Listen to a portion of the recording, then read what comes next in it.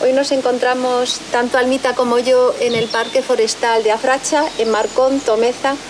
Es un lugar precioso pues, para pasar el día y disfrutar de cantidad de senderos para caminar y andar en bicicleta, y también visitar pues, sus miradores, que son 4, con unas vistas excepcionales. Es una zona también muy rica en flora, en fauna, y bueno, ya huele a primavera. Estamos a finales de marzo y ahí a la vuelta de la esquina ya está abril y todo se llena de vida. La verdad es un privilegio poder disfrutar de este lugar tan bonito y además con sol aquí en Pontevedra.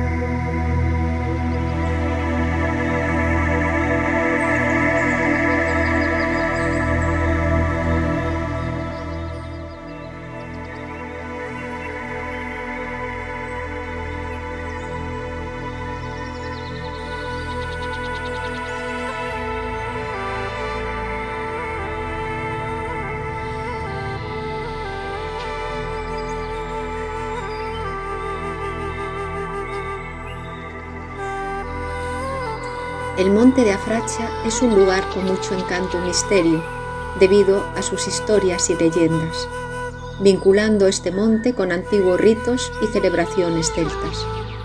Se dice que en tiempos pasados los pueblos cercanos realizaban ofrendas en la cima del monte para pedir por buenas cosechas o para rendir homenaje a las deidades de la naturaleza, dando un toque místico a toda esta zona.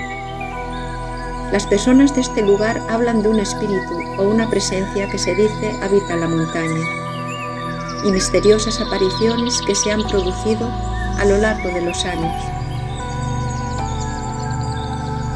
La leyenda más divulgada es la Dama de la Afracha, descrita como una bella mujer de gran bondad y nobleza, cuyo espíritu se dice que reside en los bosques que rodean el monte.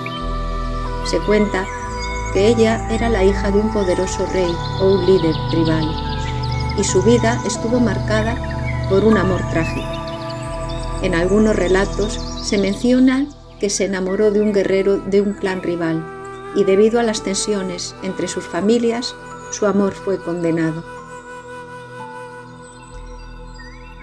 La leyenda sugiere que en un intento de unirse a su amado, la Dama de la Afracha perdió su vida, ya sea en una batalla en la que intentó proteger a su amor o como resultado de un sacrificio voluntario.